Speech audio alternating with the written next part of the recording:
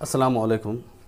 महाराष्ट्र के तमाम सरकारी मुलाजमीन व अफसरान को मुलाजमत लगते ही 3 महीने के अंदर और बाद में हर साल 31 मार्च से 31 मई के बीच मत्ता व दायित्व विवरण पत्र भरकर अपने दफ्तर में देना ज़रूरी होता है।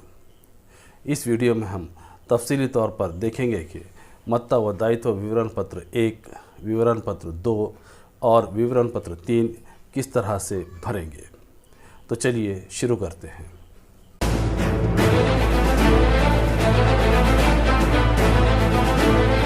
चलिए सबसे पहले देखते हैं प्रपत्र 1। यह है अचल मालमत्तेचे विवरण।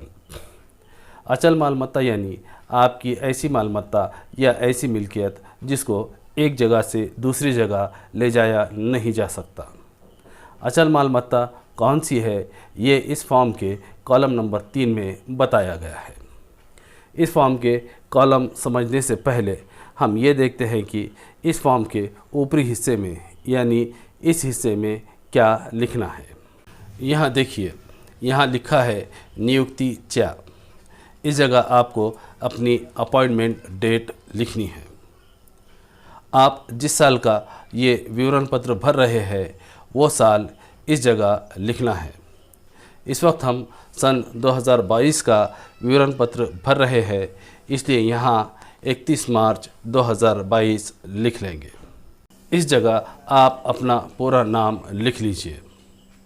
यहाँ लिखा है पद नाम, यानी इस जगह आपको अपना ओहदा लिखना है, यानी आप मुख्याध्यापक है या प्राथमिक पदवीधर है या सहशिक्षक है, यानी जो भी आपका ओहदा है वो इस जगह लिख लीजिए। यहाँ लिखेंगे संवर्ग, यानी आपका अपॉइंटमेंट जिस संवर्ग में हुआ है वो संवर्ग यहाँ लिख लीजिए। इस जगह लिखा है सध्याचे मूळ वेतन, यानी इस जगह आपका इस साल का जो भी बेसिक पे है वो लिख लीजिए। चलिए अब इस विवरण पत्र के कॉलम देखते हैं। पहले देखते हैं कॉलम नंबर 3। आपकी जितनी भी अचल मालमत्ता है, यानी आपके जितने भी घर हैं, प्लॉट हैं, बंगले हैं या खेती की ज़मीनें हैं, वो सब कॉलम नंबर 3 में एक के नीचे एक तरतीब से लिख लीजिए। साथ ही हर मालमत्ता का क्षेत्रफल यानी रकबा भी मालमत्ता के साथ लिखना ज़रूरी है। यहाँ कॉलम नंबर 3 में देखिए, मेरी 3 अचल मालमत्ता है, इसलिए तीनों अचल मालमत्ता को एक के नीचे एक लिख लिया है। साथ ही उनका क्षेत्रफल भी उनके साथ लिखा है। इस कॉलम में घर लिखते वक्त इस बात का ख़ास ख्याल रखें कि आपका घर जैसा है वैसा लिखना ज़रूरी है। यानी आपका घर अगर 1 मंजिली घर है तो इस कॉलम में 1 मंजिली घर इस तरह से लिखिए। अगर आपका घर 2 मंजिली है तो इस कॉलम में 2 मंजिली घर इस तरह से लिखिए। अब अनुक्रमांक ये कॉलम देखिए। इस कॉलम में इन तीनों मालमत्ता को 1, 2, 3 इस तरह से सीरियल नंबर भी लिखे हैं। चलिए अब देखते हैं कॉलम नंबर 2। कॉलम नंबर 3 में लिखी आपकी हर मिल्कियत यानी मालमत्ता किस शहर में है और किस जगह है, उसका पूरा और सही पता कॉलम नंबर 2 में लिख लीजिए। चलिए अब देखते हैं कॉलम नंबर 4। कॉलम नंबर 3 में लिखी आपकी मालमत्ता की ख़रीद कीमत कॉलम नंबर 4 में लिखनी है। यानी जिस वक्त आपने कॉलम नंबर 3 में लिखी मालमत्ता ख़रीदी थी उस वक्त इनकी जो भी कीमत थी हर एक की वो कीमत कॉलम नंबर 4 में हर एक मालमत्ता के सामने लिख लीजिए। ख़रीद कीमत के साथ ये भी लिखना है कि ये मालमत्ता आपने किस साल ख़रीदी थी। चलिए अब देखते हैं कॉलम नंबर 5। आपने कॉलम नंबर 3 में लिखी आपकी मालमत्ता की आज की कीमत कॉलम नंबर 5 में लिखनी है। कॉलम नंबर 5 में लिखी कीमत ये आपकी मालमत्ता की आज की अंदाज़न कीमत होगी। चलिए अब देखते हैं कॉलम नंबर 6। कॉलम नंबर 3 में लिखी आपकी मालमत्ता किसके नाम पर है और उसका आपसे क्या रिश्ता है, ये कॉलम नंबर 6 में लिखना है। मसलन कॉलम नंबर 3 में 1 नंबर पे लिखा घर, अगर ये विवरण पत्र भरने वाले के खुद के नाम पर हो तो कॉलम नंबर 6 में घर के सामने यहाँ लिखेंगे स्वतः। प्लॉट अगर आपके बेटे के नाम पर है तो इस कॉलम में आपके बेटे का नाम लिखेंगे और बेटे के नाम के आगे या नीचे लिखेंगे मुलगा। इसी तरह से आपकी हर एक मालमत्ता जिसके भी नाम पर है उसका नाम और नाम के साथ उसका आपके साथ रिश्ता क्या है, ये 6 नंबर कॉलम में लिख लीजिए। चलिए अब देखते हैं कॉलम नंबर 7। कॉलम नंबर 3 में लिखिए आपकी मालमत्ता आपको कैसे मिली है या आपने किस से ली है, ये कॉलम नंबर 7 में लिखना ज़रूरी है। यानी ये मालमत्ता आपने जिससे भी ख़रीदी है उसका नाम कॉलम नंबर 7 में लिखना ज़रूरी है।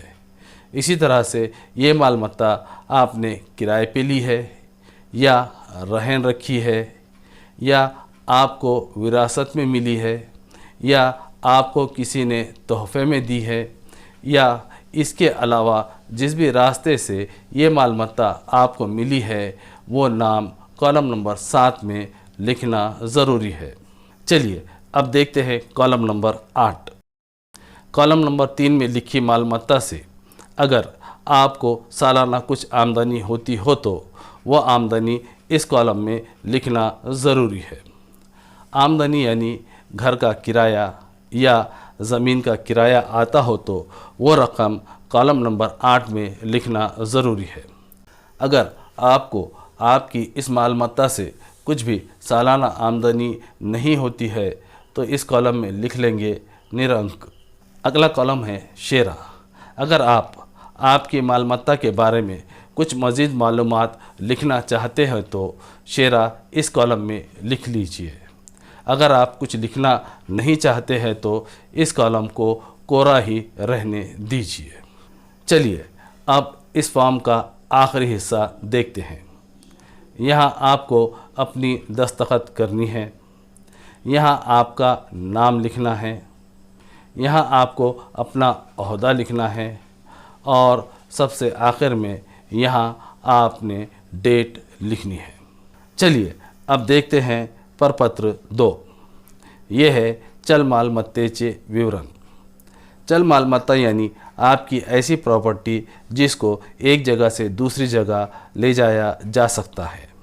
यानी इसमें आपके bank accounts, GPF, RD, LIC, FD, shares, सोना, चांदी, 2 व्हीलर, 3 व्हीलर्स, 4 व्हीलर या इसके अलावा जो भी व्हीकल आपके पास हो वो व्हीकल, साथ ही आपके घर में मौजूद 2000 रुपये से ज़्यादा कीमत का तमाम इलेक्ट्रॉनिक सामान, इसमें mobile, TV, computer, printer, fridge, washing machine और इसके अलावा 2000 रुपये से ज़्यादा कीमत का हर सामान इस फॉर्म में लिखना ज़रूरी है। चलिए अब देखते हैं विवरण पत्र 2 किस तरह से भरेंगे। इस फॉर्म के इस हिस्से में वही मालूमात भरनी है जो आपने प्रपत्र 1 में भरी है। इस फॉर्म में कुल 6 कॉलम हैं। पहला कॉलम है अनुक्रमांक, अगला कॉलम है कॉलम नंबर 2। कॉलम नंबर 2 में आप अपनी तमाम चल मालमत्ता एक के नीचे एक तरतीब से लिख लीजिए। चलिए अब देखते हैं कॉलम नंबर 3। कॉलम नंबर 3 में आपकी चल मालमत्ता कहाँ है या आपने किस से ख़रीदी है उसका नाम लिख लीजिए। मसलन आपका बैंक खाता जिस भी बैंक में है उसका नाम कॉलम नंबर 3 में लिख लीजिए। उसी तरह से आपके सोने व चांदी के जितने भी ज़ेवरात है वह आपने किस दुकान से ख़रीदे है उस दुकान का नाम कॉलम नंबर 3 में लिख लीजिए। मुख्तसर ये कि आपकी जितनी भी चल मालमत्ता है वह आपने किस से या किस दुकान से या किस शोरूम से ख़रीदी है उसका पूरा नाम कॉलम नंबर 3 में लिखना ज़रूरी है। चलिए अब देखते हैं कॉलम नंबर 4।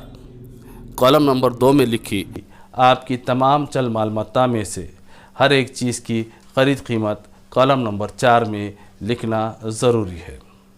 साथ ही आपने ये भी लिखना है कि जिस वक्त आप ये फॉर्म भर रहे हैं उस वक्त आपके बैंक खाते में कितनी रकम बाकी है।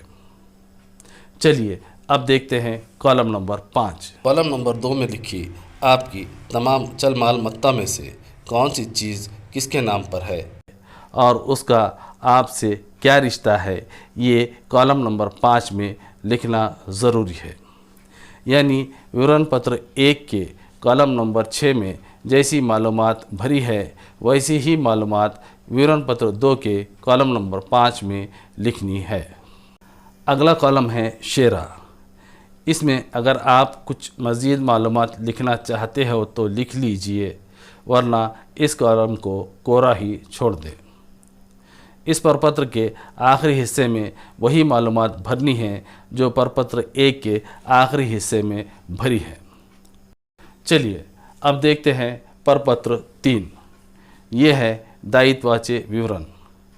इस प्रपत्र में हमने लिए हुए कर्ज़ की मालूमात भरनी है। वो कर्ज़ कोई भी हो सकता है, सैलरी लोन हो सकता है, पर्सनल लोन हो सकता है, होम लोन हो सकता है, फेस्टिवल एडवांस हो सकता है या और कोई भी लोन हो सकता है जो आपने लिया है, उसकी मालूमात प्रपत्र 3 में भरनी ज़रूरी है। इस प्रपत्र का ऊपरी हिस्सा प्रपत्र 1 और प्रपत्र 2 की तरह से ही भरना है। प्रपत्र 3 में 6 कॉलम हैं। पहला कॉलम है अनुक्रमांक। इस कॉलम में आपने लिए हुए हर कर्ज़ को सीरियल नंबर देना है। दूसरा कॉलम है रकम। इस कॉलम में आपने जितने भी कर्ज़ लिए हैं हर एक कर्ज़ की रकम एक के नीचे एक लिख लीजिए। फ़र्ज़ कीजिए आपने 12 लाख रुपए का एक कर्ज़ लिया है, इसलिए कॉलम नंबर 2 में 12 लाख लिख लीजिए। कॉलम नंबर 3 है धनकोचे नाव वो पत्ता, यानी जिससे आपने कर्ज़ लिया है उसका नाम और पता। आपने जिस बैंक से या जहां से भी ये कर्ज़ लिया है उसका नाम और पता कॉलम नंबर 3 में लिख लीजिए। चलिए देखते हैं अगला कॉलम। कॉलम नंबर 4 है दायित्व पत्करल्याचा दिनांक, यानी आपने जो कर्ज़ लिया है वो किस तारीख को लिया है वो तारीख कॉलम नंबर 4 में लिख लीजिए। अगला कॉलम है व्यवहाराचा तफसील, यानी आपने जो कर्ज़ लिया है वो आपको किस तरह से मिला है वो यहाँ लिखना है। अगर ये कर्ज़ आपको चेक से मिला है तो उस चेक का नंबर और उस चेक की डेट इस कॉलम में लिख लीजिए। अगला कॉलम है शेरा।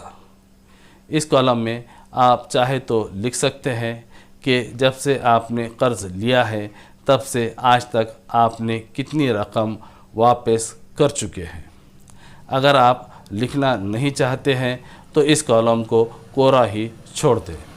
अगर आपको ये वीडियो पसंद आया हो तो इस वीडियो को लाइक और शेयर कीजिए। साथ ही MK एजुकेशन इस चैनल को ज़रूर सब्सक्राइब भी कीजिए। तो मिलते हैं अगले वीडियो में, तब तक के लिए अल्लाह हाफिज़।